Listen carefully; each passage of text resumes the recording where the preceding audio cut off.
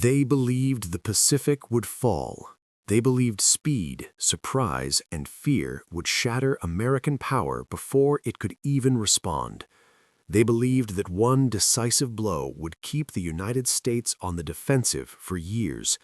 But in May of 1942, far from any coastline, in the open waters of the Coral Sea, American sailors aboard a single aircraft carrier proved them wrong. Under fire, surrounded by smoke and explosions, they did not panic. They did not surrender. They fought, they endured, and even as their ship burned, they stood tall. This is not just a wartime incident. This is a moment when American resolve revealed itself to the world. The USS Lexington, known proudly as Lady Lex, was one of the most advanced warships of her time. Commissioned in 1928, she represented a bold idea that aircraft, not battleship guns, would dominate the seas. For more than a decade, Lexington trained her crews relentlessly, refining carrier operations that were still new, dangerous, and untested. By the time the world slid into global war, she carried not just planes and fuel, but experience, confidence, and a crew that trusted one another completely. On December 7, 1941, the Japanese attack on Pearl Harbor shattered any illusion that the United States could remain distant from the war. Battleships burned at their moorings, sailors were trapped below decks, and the Pacific Fleet lay in ruins. The attack was meant to cripple American naval power and break the nation's will, but fate intervened. Lexington was not in Pearl Harbor that morning. She was at sea, delivering aircraft. That single fact would allow her to become part of America's first true answer to the attack. In the weeks that followed, Lexington returned to Pearl Harbor and quickly went back out on patrol. There was no time to mourn. The Pacific was vast, the enemy aggressive, and the margin for error razor-thin. Then, in April of 1942, American codebreakers achieved a critical breakthrough. They uncovered Japanese naval plans for Operation Mo, an ambitious campaign to seize Port Moresby and isolate Australia from its allies.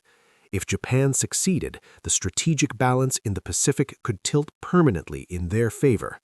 Admiral Chester W. Nimitz understood the danger immediately. He knew the United States could not afford to wait, rebuild, and react later. The enemy had to be stopped now with what forces were available. He ordered Task Force 17 into the Coral Sea, built around two aircraft carriers, USS Yorktown and USS Lexington. These ships carried the hopes of not just the U.S. Navy, but of every allied nation watching the Pacific anxiously. What followed would become the first naval battle in history fought entirely by aircraft. The opposing fleets would never see one another directly. Pilots would search thousands of square miles of ocean, relying on intelligence, luck, and courage. On May 7, 1942, the first blows were struck. American aircraft sank the Japanese carrier Shoho, sending a clear message that the U.S. Navy could strike back. But the decisive day was still to come. At dawn on May 8th, the Lexington went to general quarters. The ship came alive with controlled urgency. Planes were fueled and armed. Pilots climbed into cockpits. Sailors moved with practiced precision. Everyone understood that this day would decide the battle. Shortly after 11 a.m., Japanese torpedo planes broke through American air defenses and began their attack run on Lexington. Two torpedoes slammed into the port side of the ship with crushing force. Moments later, bombs struck the flight deck. The explosions ruptured aviation fuel tanks and flooded compartments below. Fires erupted deep inside the ship, spreading through passageways and machinery spaces. Despite heroic damage control efforts, the fires fed on leaking fuel and grew stronger with each passing minute. The Lexington was gravely wounded, but her crew continued to fight for her. For hours, sailors battled flames, smoke, and the constant threat of further explosions. The heat became unbearable in some compartments. Thick smoke filled others, yet discipline never broke.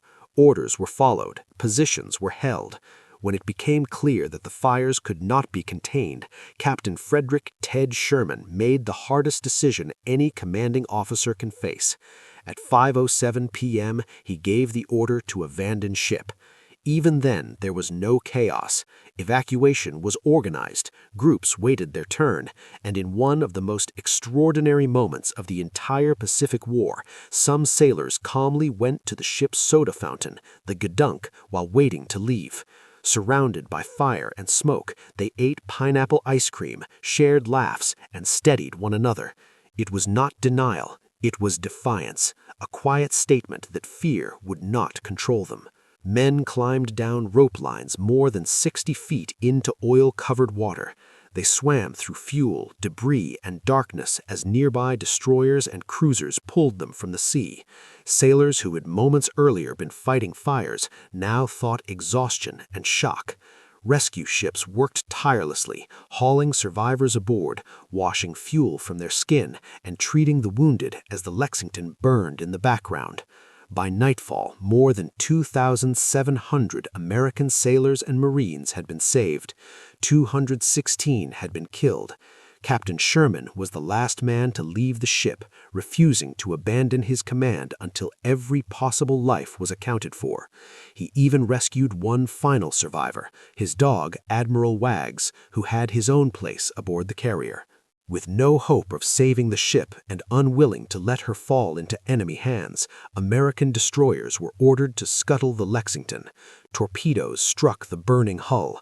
Witnesses later recalled that the steel glowed red from the heat of the fires.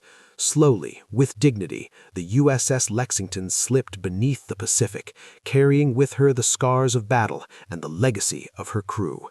The loss was painful, but the outcome was decisive. Japan's advance towards Port Moresby was stopped, Australia remained secure, and for the first time in the Pacific War, Japanese expansion had been checked. The Battle of the Coral Sea proved that American naval aviation could meet the enemy on equal terms and hold the line. The spirit of the Lexington did not die with her. A new carrier would bear her name, earning the nickname the Blue Ghost and continuing the fight. Decades later, the original Lexington would be discovered on the ocean floor, her aircraft still resting where they fell, a silent memorial to sacrifice and resolve. The USS Lexington was more than steel, engines, and flight decks. She was a symbol of American discipline under fire, unity in the face of disaster, and courage when the outcome was uncertain. In the burning heart of the Pacific, her crew proved something the world would never forget, that when tested, America does not break.